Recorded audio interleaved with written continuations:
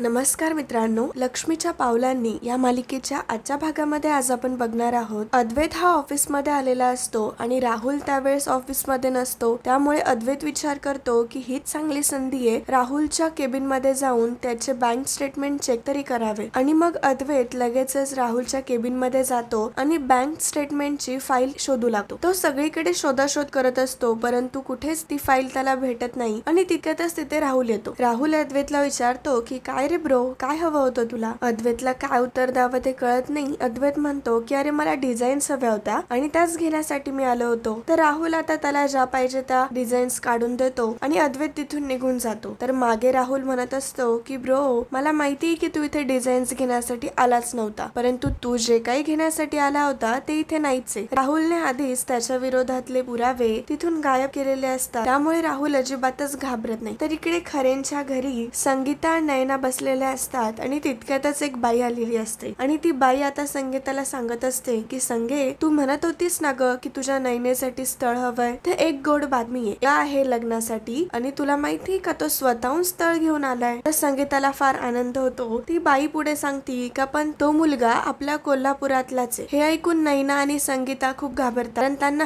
असं हवं असतं की कोल्हापुरातला मुलगा नको, जेणेकरून त्या मुलाला नयनाबद्दल काही माहिती नसेल. परंतु ती बाई सांगते की संगीता, अजिबात टेन्शन घेऊ नको, त्या मुलाला नयनाबद्दल सगळं माहितीये. त्याला तर इतकं सुद्धा माहितीये का नयना भर मंडपातून पळून गेली होती, परंतु त्याला काहीच प्रॉब्लेम नाही. त्यावरती संगीता म्हणते की देवच पावला. मग ती बाई म्हणते मग संगे कधी भेटायचं सांग तसं तू. संगीता म्हणत असते की बघा त्यांना जसं टाइम असेल तसं भेटूयात. आता हे सगळं ऐकून नयना घाबरलेली असते, कारण आता नयनाला समजलेलं असतं की आई काही गप्प बसणार नाही. ती माझ्या एकदम हात धुवूनच मागे लागली. तर इकडे घरी आल्यावरती अद्वैत पहिल्यांदा कलाकडे येतो आणि कलाला भेटतो आणि तो कलाला सांगत असतो की मला राहुल बद्दल काहीच डिटेल्स मिळाले नाही. ऍक्च्युली खरं तर आपल्या बोलण्यामुळे तो अजूनच सावध झाला. तर कला त्याला टॉन्ट देत असते की सकाळी तर फार हुशारक्या मारत होता ना की तुला नाही सुचलंय, मला सुचलंय, मग मग आता काय झालं? अद्वैत तिला म्हणत असतो की जरा जास्त शहाणपणा करू नकोस, मी बघतो काहीतरी, मी निदान ट्राय तरी करतोय, तू काय करतीये, तू फक्त मला बोलती का सांगून अद्वैत कलाच्या रूम मधून बाहेर पडतो. तर सरोजने हे सगळं बघितलेलं असतं आणि सरोज विचार करत असते की या दोघांचं नक्की काय चाललंय. सकाळी ही त्याच्या रूम मध्ये होती आणि आता हा तिच्या रूम मधून बाहेर निघाला. सरोजला आता पूर्ण डाऊट आलेला असतो. तर इकडे अद्वैत हा रूम मध्ये काम करत बसलेला असतो आणि तितक्यातच तिथे राहुल आलेला असतो आणि राहुल म्हणतो की अद्वैत दादा, हे घ्या, तुम्हाला 8 लाख रुपयांचा हिशोब हवा होता ना, हा सगळ्याचा हिशोब. तर अद्वैत म्हणतो की थांब, तिला पण बोलवून घेतो, सगळं तिच्या समोरच होऊ दे. असं म्हणून अद्वैतने आता कलाला मेसेज केलेला असतो.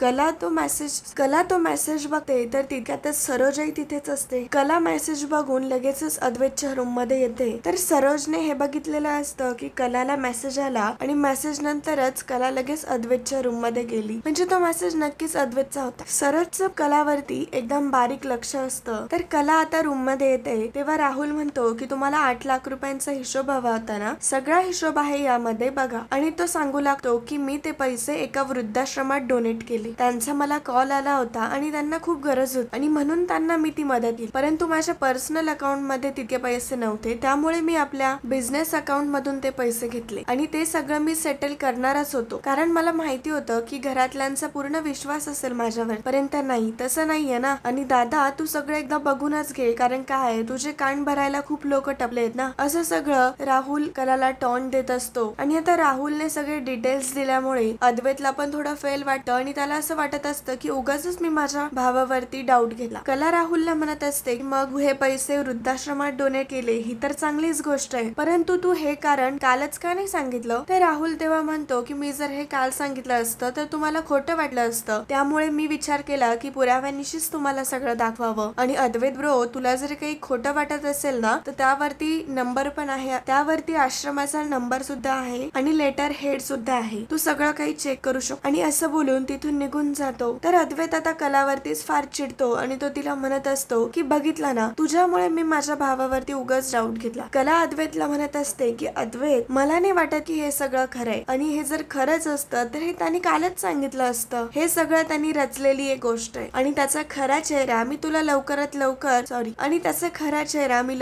तुझ्या समोर आणेल. आणि असं बोलून कला आता तिथून निघून जाते. तर रात्री झोपायच्या वेळेस सरोज ही अद्वैतकडे आलेली असते. अद्वैतकडे बघत म्हणते की अद्वैत काय चाललंय सध्या तुमचं, ती मुलगी तुझ्या रूम मध्ये काय येते, तू तिच्या रूम मध्ये काय जातो, काय चाललंय नक्की. तर अद्वैत आता सरोजला खोटं सांगतो की काही नाही गाई, तिचं काहीतरी काम होतं माझ्याकडे, पण मी तिला म्हंटलो की मी नाही करणार. सरोजला समजलेलं असतं की अद्वैत खोटं बोलतोय. सरोज अद्वैतला म्हणते की अद्वैत, बाकीच्या गोष्टी जसं ठरवून करतात ना, तसे मला कारण काय द्यायचे ना, ही पण गोष्ट ठरवून घ्या. कारण काय ना, ती मला वेगळं सांगते, तू मला वेगळं सांगतो, आणि गुड नाईट करत सरोज तिथून निघून जाते. तर अद्वैतला आता समजलेलं असतं की आईचा नक्कीच गैरसमज झालाय, परंतु आता तिला मी काही सांगूही शकत नाही. तर कला ही रूम मध्ये असते आणि ती विचार करत असते की राहुल खोटं बोलतोय, परंतु ते सिद्ध कसं करू. ते 8 लाख रुपये त्यांनी नैनाताईवर खर्च केले नसतील कशावरतून, कारण तो सगळा लग्नाचा स्प्रेड होता, आणि मला वाटत नाही की तो मॅनेजर सुद्धा खरं बोलतोय. आता सुचतं राहुलने दिलेले ते वृद्धाश्रमाचे पुरावे घेऊन यायला हवे, आणि त्यामुळे कला लगेच अद्वैतच्या रूम कडे जाते. परंतु अद्वैत हा झोपलेला असतो. कला दरवाजा वाजवत असते, परंतु अद्वैत काही उघडत नाही. कला त्याला कॉल करते आणि त्याला दरवाजा उघडायला सांगते. अद्वैत फार चिडचिड करत असतो, कारण त्याला झोपेतून उठवलेलं असतं. अद्वैत कलाला म्हणतो की काय हवं होतं तुला इतक्या रात्रीचं. तर कला त्याला सांगते की तुला राहुलने जे दिली ना फाईल, ती मला हवी. अद्वैत तिच्यावरती चिडतो आणि म्हणतो की तू इतक्या रात्री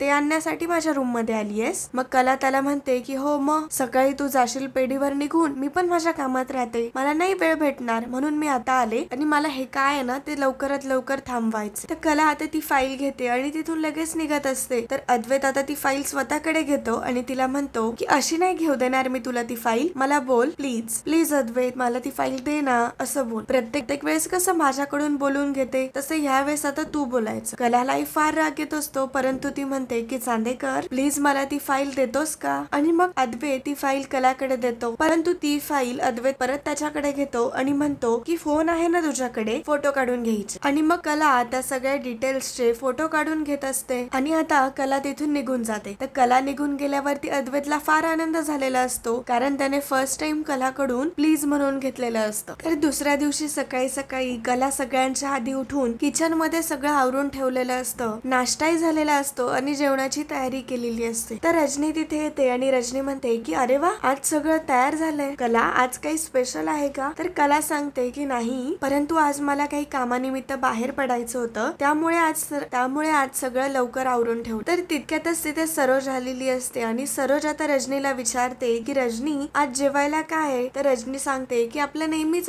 तर सरोज सांगते की अच्छा ठीक आहे, पण आज गोडाचं काहीतरी करा. तर रजनी म्हणते की वहिनी, काही स्पेशल आहे का आज. तर सरोज सांगते की हो, ती माझी मैत्रीण नाही का विजया सरदेसाई, त्या येणार आहेत. तर रजनी खुश होते आणि म्हणते विजया सरदेसाई म्हणजे त्याच ना, त्यांना वुमन ऑफ द इयरचा अवॉर्ड मिळाला. तर रजनी म्हणते की हो त्याच, त्यामुळे आज त्यांचा चांगला पाहुणचार झाला पाहिजे. तर रजनी म्हणते की हो वहिनी, काहीच काळजी करू नका. आणि मग सरोज तिथून निघून जाते. तर कला आता रजनीला विचारत असते की रजनी मॅडम, या विजया सरदेसाई कोण आहेत. तर रजनी सांगते की अगं, विजया सरदेसाई म्हणजे सरदेसाई ग्रुप ऑफ इंडस्ट्रीच्या MD, खूप हिमतीची बाई आहे बर का. नवरा गेल्यावरती तिने सगळं एकटीने सांभाळलंय. या अशा बायकांचा मला खूप अभिमान वाटतो. आणि सरोज वहिनी आणि त्या एकदम बालपणीच्या मैत्रिणी आहेत बर का, आणि कॉलेजमध्ये पण सोबत होत्यात बर का. एकदम छान ओळख आहे त्यांची एकमेकींची. रजनी म्हणत असते की अगं, आपण बोलत काय बसलोय, आज त्यांच्या पाहुणचारामध्ये काहीच कमी नाही राहिली पाहिजे. आपण गोडाचं काय करूयात, बदामाचा हलवाच करूयात. कला मनामध्ये विचार करत असते की आज घरी पाहुणे येणार आहे, त्यामुळे मी घराबाहेरही पडू शकत नाहीये, मला तर वृद्धाश्रमात जायचं होतं. आणि मित्रांनो, आजचा भाग इथेच संपतो. पुढील भागामध्ये आपण बघणार आहोत कला ही तिच्या रूम मध्ये बसलेली असते आणि ती विचार करते की वृद्धाश्रमात जाऊनच येते. आणि मग वृद्धाश्रमात जाण्यासाठी कला लगेचच निघते. तर अद्वैत सुद्धा विचार करत असतो की ही आगाऊ माझ्या अगोदर वृद्धाश्रमात